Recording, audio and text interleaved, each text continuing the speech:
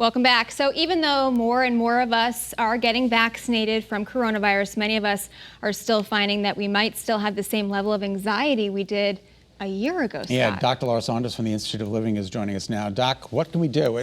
Can you first of all talk to us about what's called carryover anxiety? Hello, friends, and happy Wednesday. Happy Wednesday. So, yes. I've heard the term around a little bit called carryover anxiety. So let's think about this in terms of a timeline.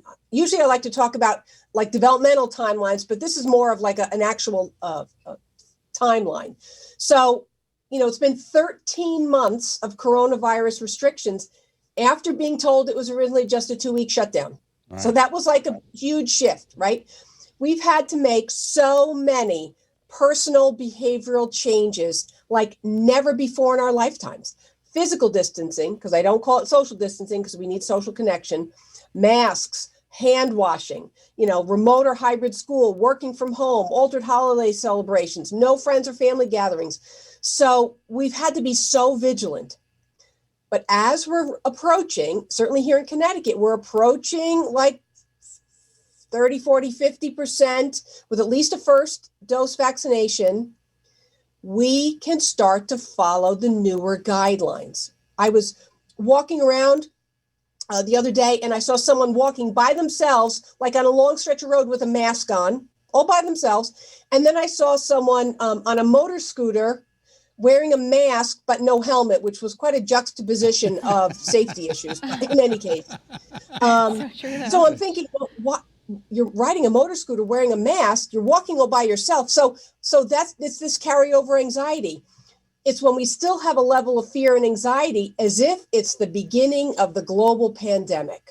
Yeah, I think the reason why I still wear a mask is I'm afraid that somebody's going to yell at me for not wearing the mask. Like even if I'm out on a walk alone, I'm just afraid somebody's going to come up to me and say, "Why don't you have your mask on?" Yeah, what do we do to combat that feeling of internal anxiety at this point?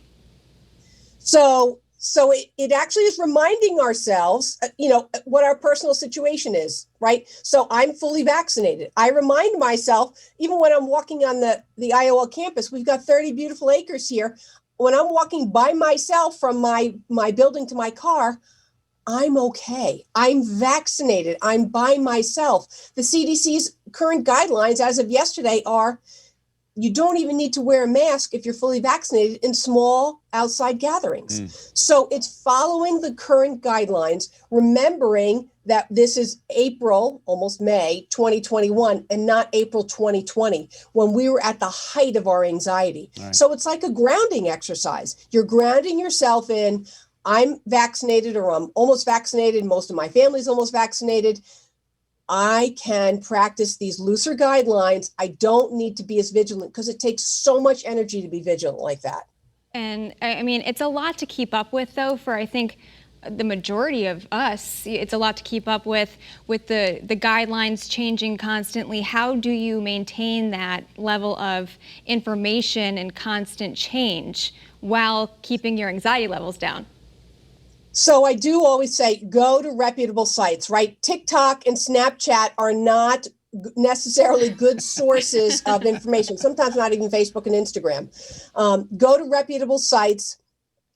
What's also something to take into consideration is sometimes families have, you might have a 5-year-old, a 15-year-old, and then 2 adults. The adults are vaccinated. Your 15-year-old and your 5-year-old are not yet vaccinated, so it's also taking into account the different kind of developmental issues in your household, but it's practicing the guidelines. So the new guidelines coming out, there are some looser restrictions. We need to go back to living our lives and doing the things that make us feel good about ourselves and our communities and our families.